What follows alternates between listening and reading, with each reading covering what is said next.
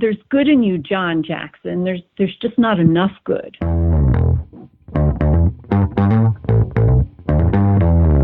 You're listening to the Author Stories Podcast, bringing you the story behind the stories and the storytellers. Margaret Wyatt, Terry Brooks, Sheena Kamal, Matthew Quick, JT Ellison, Walt D. Williams, Brad Ford, Corey Dr. O, Brandon Sanderson, Robin Mom, Ernest Klein, Jim Butcher, Charlene Harris. Visit hankgarner.com for archives of all the shows. Today's guest is Karen Katchur. Today's episode is sponsored by editor Ellen Campbell. Authors, if you are looking for someone to help shape your words into what you originally intended them to be, Ellen can help you do that. Ellen is one of the most sought-after indie editors out today, and she is one of the best. I've used her. So many other people in the community have used her. There's a link to her website in the show notes. I'll be talking more about her as the month goes on. Mindy Tarquini. Mindy has been a guest on the show a couple of times, and there's some links down in the show notes to her past episodes. I'd like to tell you about her book, The Infinite Now. She was on the show last year to talk about it. This book is mind-blowing and amazing. It was a 2017 Today Show Winter Book Selection 2017 winner of the USA Best Book Awards. In flu-ravaged Philadelphia, a young immigrant struggles to learn the intricacies of time-bending, teamwork, and living in a world which seems as hell-bent on breaking her spirit as she is to keep it. This is not your mother's historical fiction. Kirkus calls The Infinite Now a well-woven tapestry of history, character, and charming mystery. BuzzFeed called it a masterpiece. The Historical Novel Society says Tarquini uses words like a composer. School Library Journal said The Infinite Now is historical fiction portrayed in a new way and declared it a title not to be missed. Do not miss this book. There's a link to it in the show notes at hankgarner.com. I'd also like to thank editor Ellen Campbell for sponsoring the show. Ellen has been a faithful sponsor of the show for quite some time, and she's an editor that I have used. She's someone that I trust. When you're writing a story, you need someone that can have that critical eye that helps your words be better, yet still retain what you meant. That's what a great editor does. She helps you to tell your story the best way possible. Ellen can do that for you. Find her at ellencampbelledits.com. ellencampbelledits.com. Thank you, Ellen, for sponsoring the show. I'd also like to thank Ernest Dempsey for sponsoring the show. Ernest writes a series of books, among others, called the Shawn Wyatt Adventure Series. I got to be friends with Ernest because I had him on the show last year because I discovered his books as a reader. And these are some of the best mystery, conspiracy theory books that I had found in quite a while. His newest book is called The Templar Curse. It's been out since the spring, and there's a brand new one coming soon. There are 15 books in this series, and this is one of my all-time favorite series. And Ernest is a really nice guy as well. He's one of those writers that you love his work, and you love him too. Check out the series in the show notes. Well, thanks for joining me again for the Author Stories Podcast, where I bring you the story behind the stories and the storytellers. Today, I'm really excited to have Karen Katchur on the show with me today. She has a brand new book that's out everywhere now. It's called River Bodies. It's the Northampton County book one, the first book in a new series. This is a dark, gripping mystery with a brutal murder and secrets. We're really excited to talk about it today. Welcome to the show, Karen. Thanks. Nice to be here. Karen, we begin each show with the same question, and that question is, what is your first memory of wanting to be a writer or storyteller? Well, I don't think, I didn't grow up knowing I wanted to be a writer. It's kind of funny. I just thought everybody told stories to themselves. So it wasn't until I was an adult that I actually thought maybe this writing thing was for me. I've always been an avid reader, even as a child. So, I guess my very first memory of wanting to be a writer, I was 35 years old.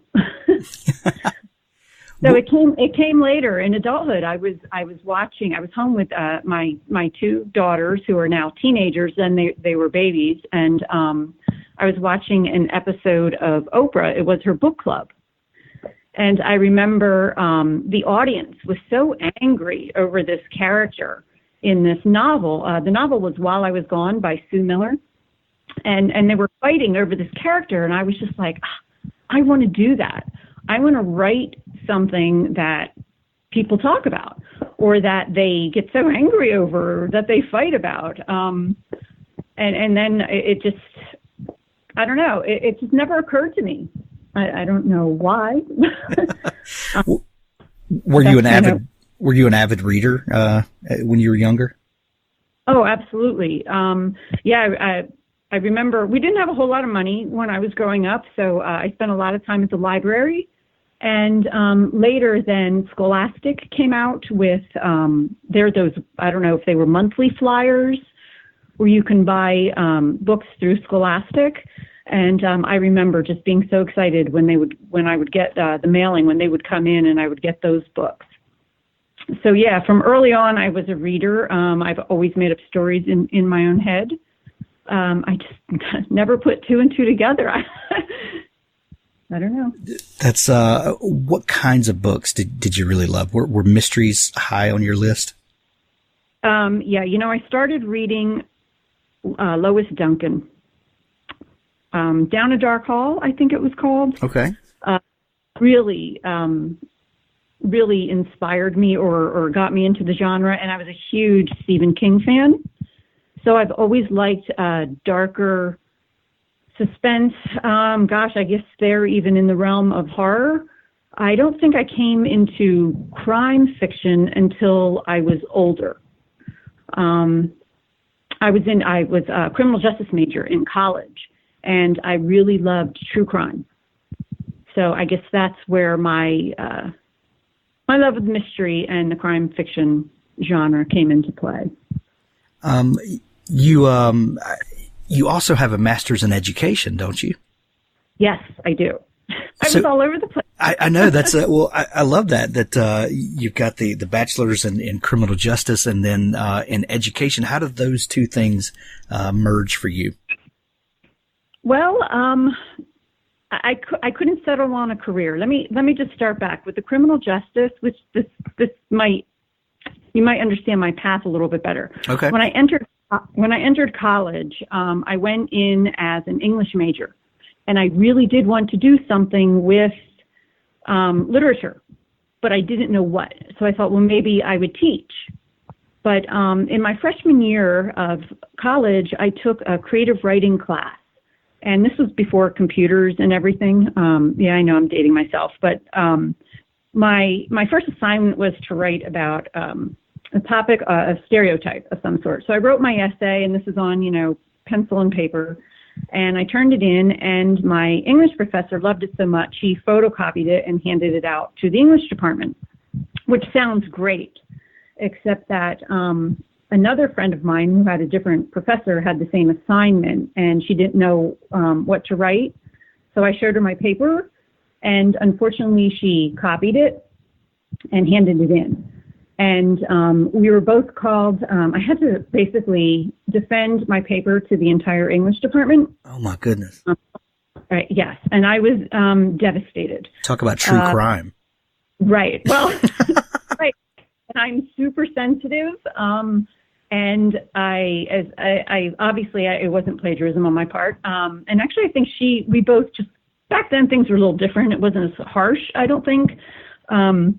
And so we both kind of got our hands slapped, and that was it. But I changed my major immediately after that.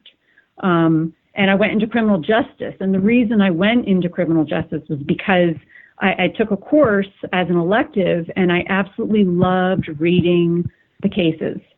The case history, the law books, all of it, they read like stories to me. So I thought, this is it. This is what I'm going to do. Probably also helps that not a lot of people know this, but my father is a retired state trooper. So I just think law enforcement and crime has probably always been, I've always been around it in one aspect or another. So then so I got my degree, and I was all set to go to law school. And I realized that I'm terrible at arguing. So my husband will disagree with me here, but I do not like to argue, and I realized that I would be a terrible lawyer. So that wasn't going to work. And so I jumped around from job to job, and I ended up going back for my graduate degree in education. And that is mostly in health and physical education.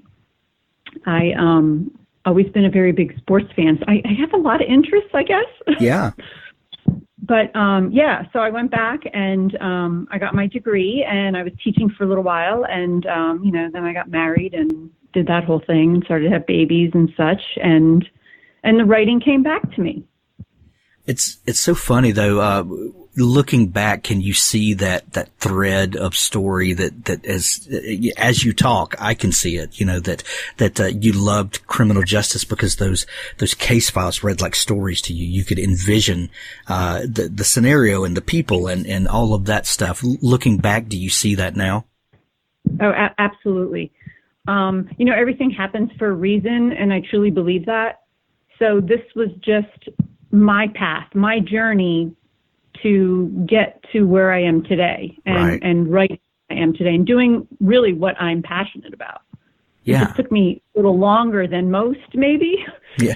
But and that's one reason why I like to ask that question at the beginning, because everyone's path is different.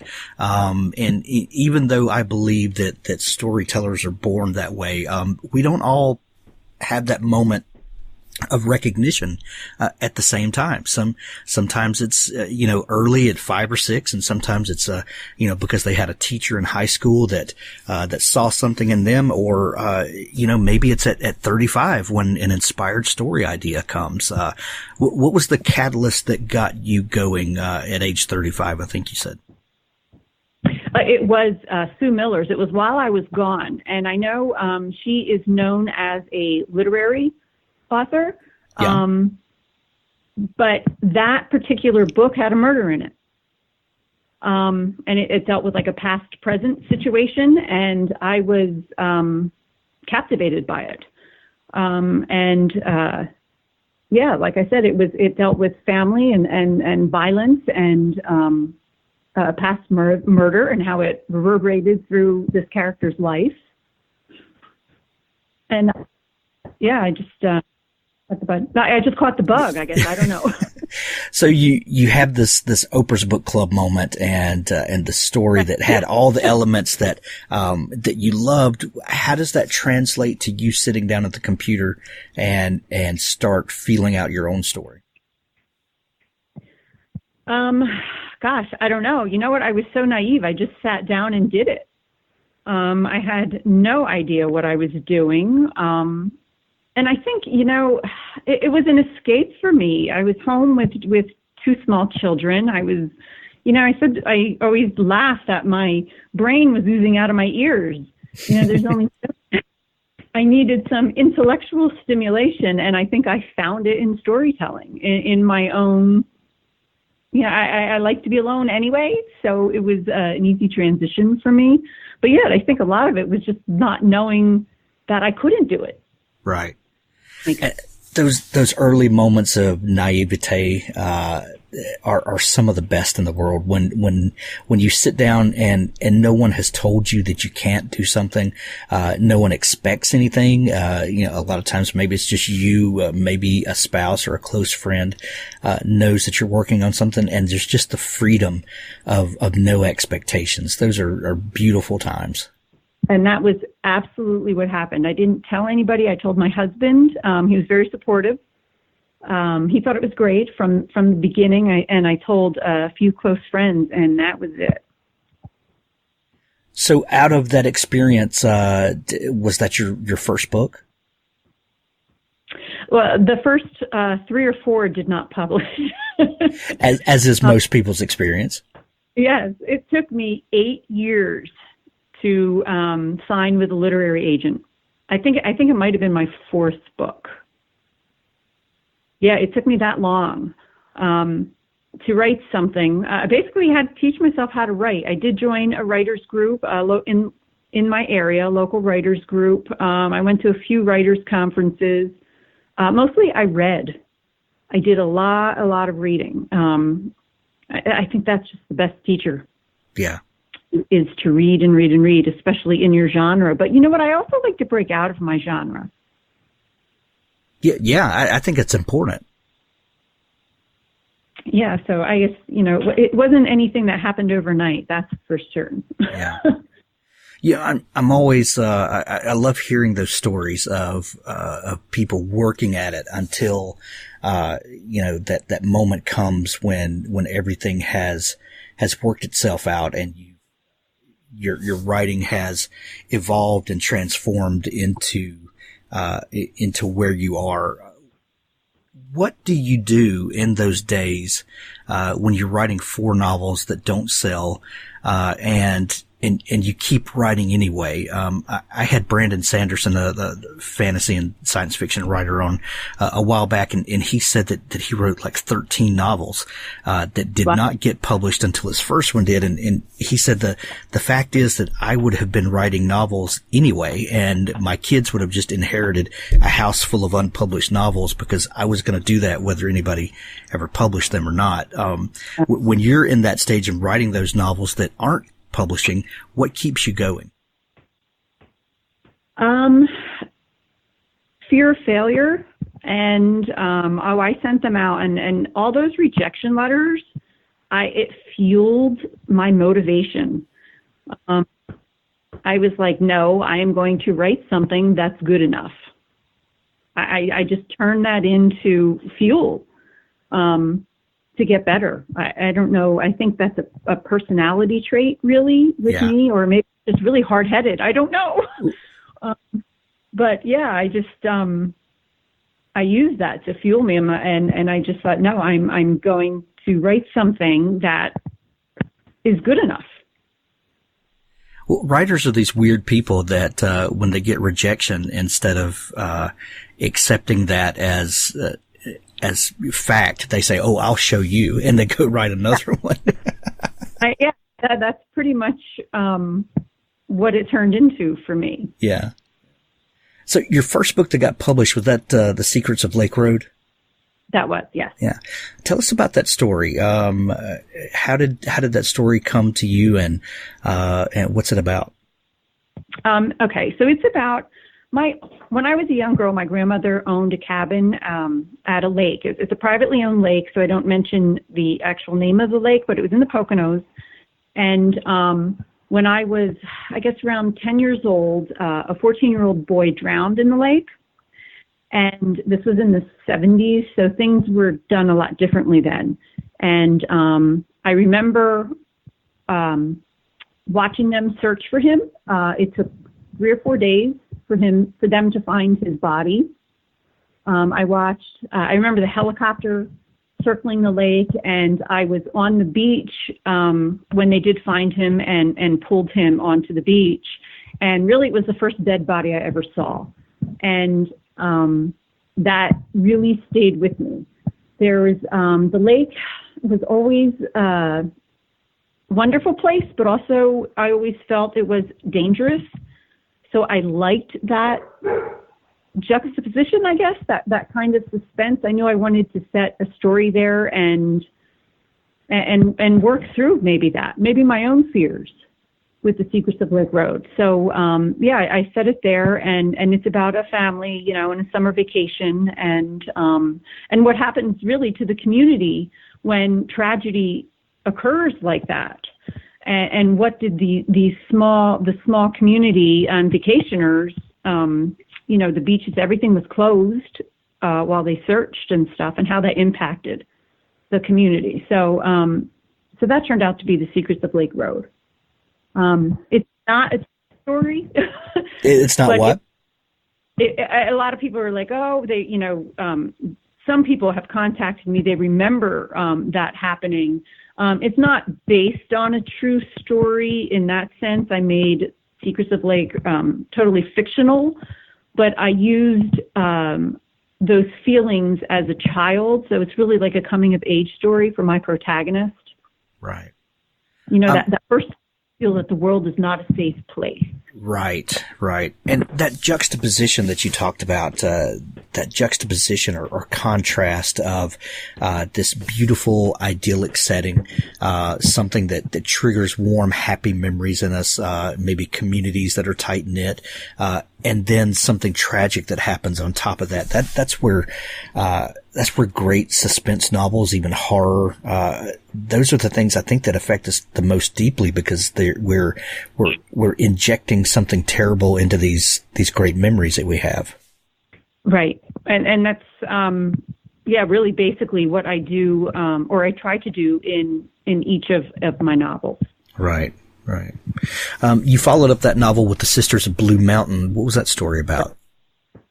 Now that's set at a dam, again, in another small town in the area in eastern Pennsylvania. And that's the snow geese migration comes through the area. And I wanted to do something where you always hear through history about how maybe 100, 200 birds turn up dead, either in a field or in this particular story, it was in the dam. And the two sisters own a bed and breakfast, and their main, what would you call them, tourists or whatever, attraction is people flocking to see the snow geese migration and all these geese on the dam. And then the story opens where these geese wake up and there's hundreds of them dead in the dam. And the mystery behind that, they bring in an ornithologist professor, and he comes in and he investigates, but he ends up dead on this bed and breakfast property. But it's another past and present. It's another where I wanted to bring in some kind of tragedy that happens in the environment, and and how it relates with the death of this other professor and right. and how it impacts this family who owns this bed and breakfast. Right. Your history in your time in school studying crime and your fascination with true crime, those things must be extremely helpful to a writer who writes mysteries and thrillers and suspense. What, other than the obvious things about maybe criminal procedure and all of those things that would naturally be helpful to a writer, what things do you think that you have learned from that time that help you as a writer, maybe in the way that you reveal twist or add things to the story that we don't expect? Do you feel like that helped you as a writer of the kinds of books you write? I would hope so. I think that, what I remember most about my classes and what drew me to reading the true crime were really, it was the writer or the reader trying to understand the motivation behind the crime. I liked the psychology of it. And I remember, I've taken a class in forensic psychology. That fascinated me. And with serial killers, I find that very fascinating. The psychology of how they become who they are, or why this specific type of crime, like why this specific violent act that this person commits, like what brought them to that place.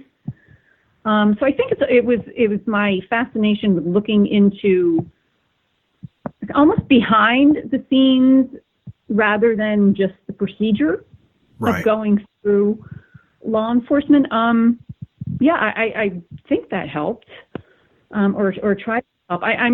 When I write my novels, and I've been called out for this, a lot of the times I'm more interested in the why done it and the characters than I am in the who done it. Now that doesn't mean I don't try to put in twists or red herrings and use the mystery part of it, but I often say that I write suspense because I think suspense is a little more the why done it, more the character driven. I think, well, I don't know if I Well, and the why done it, a lot of times is the most unsettling. When you start dealing in character motivations and the criminal motivations, and sometimes you uncover that there's really not much of a motive. And I think that's double scary, when someone's just a psychopath. Right. Yeah. It's terrible. Actually, all of it terrifies me. They always say to write what you fear. Yeah. And, the violence and how it impacts, the families, the victims, and even communities. That terrifies me. So I do write about that in maybe, to help me understand why. And also I think, when I'm writing it, I can control it. Right. That helps too. But yeah. Your new book is called River Bodies. It's out with Thomas and Mercer. As people are hearing this, it's out now. I've had this book for a few weeks now, Karen, and from the cover, you've got this, talking about these contrast and juxtapositions, from the cover, is unsettling in some weird way that I can't quite put my finger on. It's cover ever. yeah. And then from opening it to the first page where we're immediately dropped into this scene. I'm trying to flip open real quick so I could get to it. He was watching her. That immediate first sentence lets me know, that this is something that's been going on and that there's immediate fear on that first page. How did this story come to you? And tell us about what maybe was the inciting incident that brought the story to you. Okay. So, I tend to use a lot of things that I've heard about or that I've read about. And it just so happens in river bodies, like The Secrets of Lake Road. When I was younger, I remember hearing about a body that was pulled from the Delaware River, and it was a man's body, and it was gutted like you would field dress a deer. Mm. And being young, again, things like that obviously stay with you. Sure. And as I got older, what was interesting was that as an adult, I heard another story where two women were found inside their home, both gutted like you would field dress a deer. And now the two crimes were not connected or related or anything, but it got me thinking, why this specific type of injury? Why this crime? So violent, so horrible. Like, what would make a person, what would bring them to that place where they did something like that? And that was really the inspiration for the antagonist, John Jackson, in the novel. I wanted to know what the motivation was behind that specific type of crime, and I also wanted to look at the environment that the antagonist was raised in. And his setting, it is a hunting community, so maybe, maybe this is what he's known to do. Like, certain crimes seem to be similar in certain areas. Does that make sense? Yeah. And it just fascinated me. I wanted to explore that, and then my main character, Becca, my protagonist, she just came to me, and I was like, well, how is she related to this crime? And it kind of evolved from there. So I really started with the setting, with the river, right, and small town again, and then this crime that I've heard about now twice in my life. Interesting. Do antagonists tend to come to you before the protagonist? In this case, it did. That's not necessarily true in all cases, but in River Bodies, it did. I was, my antagonist, John Jackson, scared me a lot. I was writing him, but he was also, and I don't know why this was, but he was the most fun for me to write. I really enjoyed his character, which sounds really weird and bad, I guess, but there it is. No, I completely understand that. There's something about peeling back the layers on someone to see what makes them tick is addicting a little bit. Yeah, I really was. I found myself rooting for him, even though he committed these heinous crimes. But I think there's a line in River Bodies that Becca, my protagonist, says to him, and it always stuck with me. And without giving too much away, but she said, "There's good in you, John Jackson. There's just not enough good." Oh, and that's so powerful. Yeah, and I think that's really what I built him around, was that one line with her. Well, that brings up a great topic. When you're dealing with an antagonist like that, and you mentioned earlier, the why done it is really important to you. Is there ever the fear that when you start uncovering an antagonist and their past and their motivations, is there ever the fear of humanizing them too much, if that makes sense at all, that the reader will start to feel compassion for the bad guy? And then if we feel compassion for the bad guy, what does that do to the tension of the story? Or does that ramp up the tension because now he's just a complete loose cannon? Well, I always think of Hannibal Lecter when up. I mean, I don't know about anybody else, but at the end, I was like, I wanted him to have that psychologist for lunch.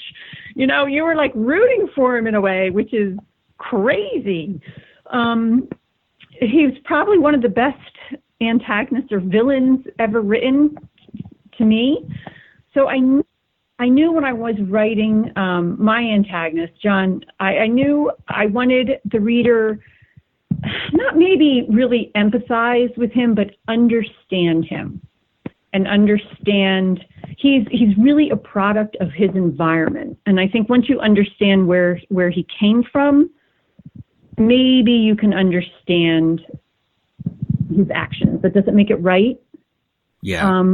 But that was really what I was kind of going for. And I always laugh because I always say one of my superpowers, if I have any superpowers, is that as a person, I can understand, or I can see two sides to the story.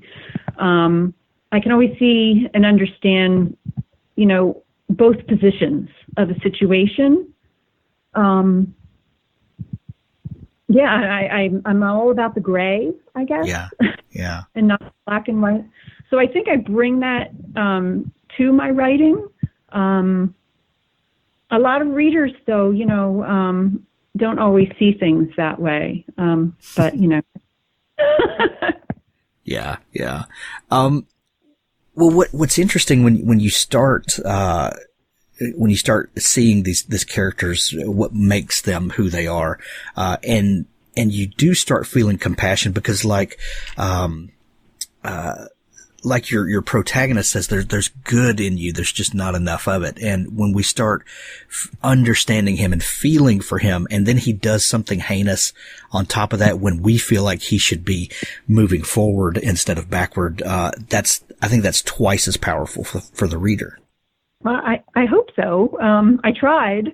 That's the goal. So, this is book one in the Northampton County, series. Did you know from the beginning that this was going to be more than one book in this story? I did. I never thought that I would write a series. I was always more of a standalone, I think, writer, that each book would be separate. Right. But I do love reading series. Again, I don't know why it didn't dawn on me. I'm just maybe slow about these things. But I did, and this is going to sound wacky, but I had a vision of 3 books. River Bodies was the first one, and I knew I wanted to take my homicide investigator and have him linked in to the second book. They are almost standalones in themselves, except that my homicide investigators will be the reoccurring characters in the series, but each will be in a different town, a separate crime, and you're going to get to meet the other characters. You will hear from them. They will have as much time on the page as my homicide investigators. Nice. Yeah, so each one I wanted to go into, again, the, I don't know, is it bringing like emotion into crime? Right. But yeah, I wanted to look at it or do the series that way. So I really saw this vision of the first 3 books. And hopefully it can go more than that, because we did decide to call the series Northampton County. And in the county, in the real life county, there are, I don't know, maybe over a dozen small towns and 2 small cities. And using the state police, I can actually, the headquarters here, the state police, they cover 3 large counties. Wow. So it kind of gave me some wiggle room to play around, I guess is what I'm trying to. And I really like that idea of building a series on place and a larger cast of characters.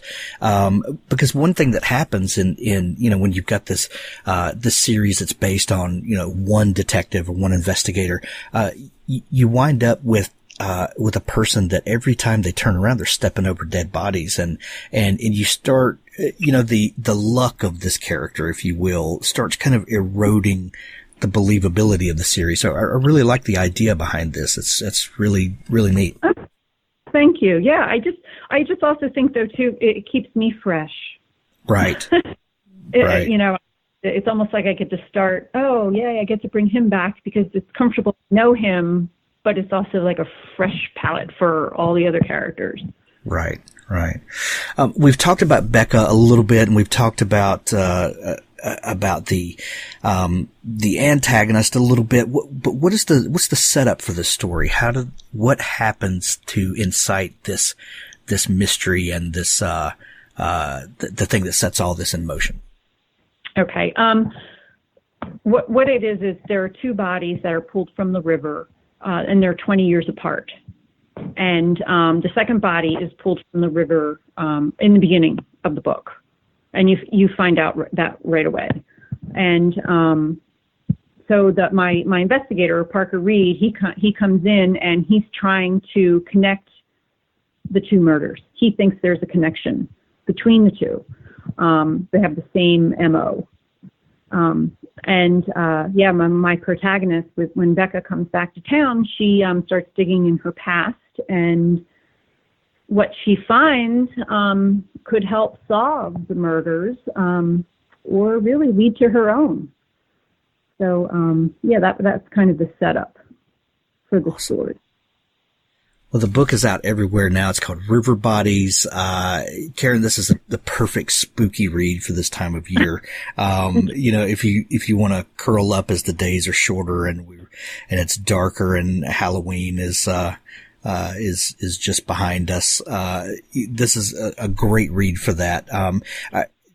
Do you have a place online where people can connect with you if they want to learn more about you and your previous books and watch news about what's going on with you coming up?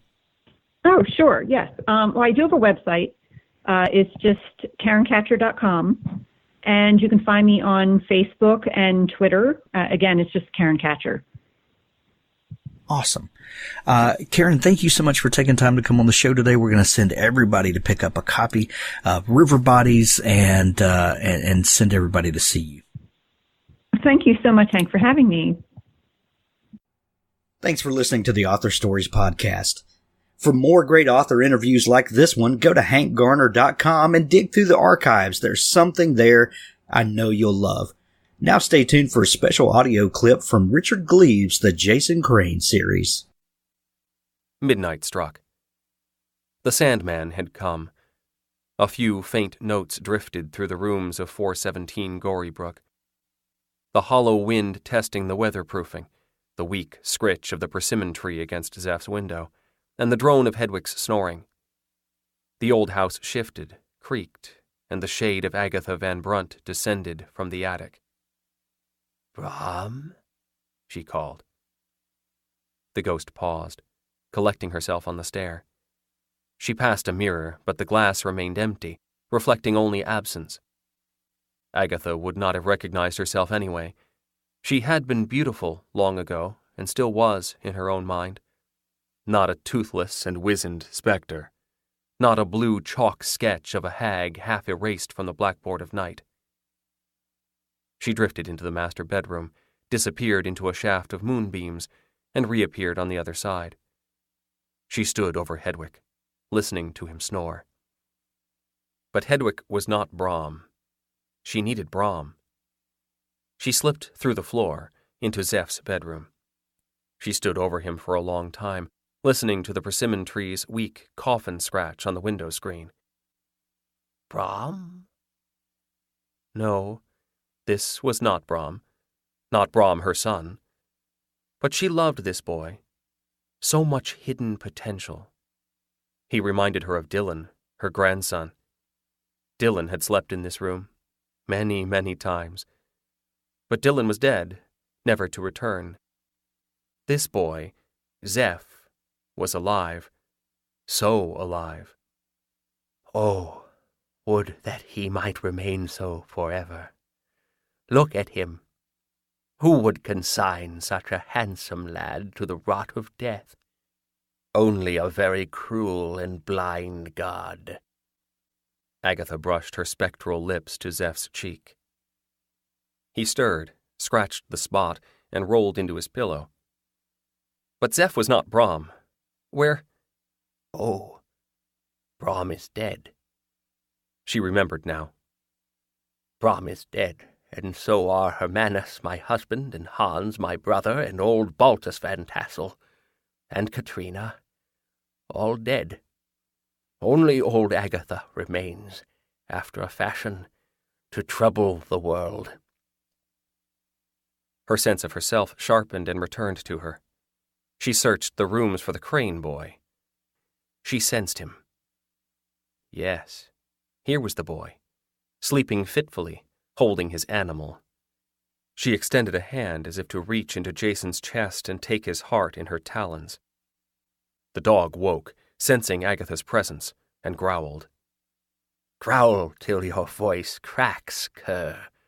I could kill this child myself. I could possess the man or the boy. I could take the butcher knife from the drawer.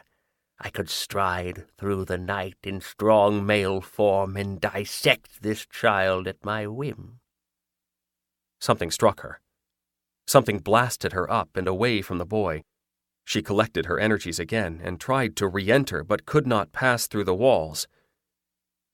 When she found her voice, it came as hollow and cold as wind through a tomb. Who is here? Agatha whispered, and her tone might have withered grass. Show yourself. She waited with growing confusion and anxiety.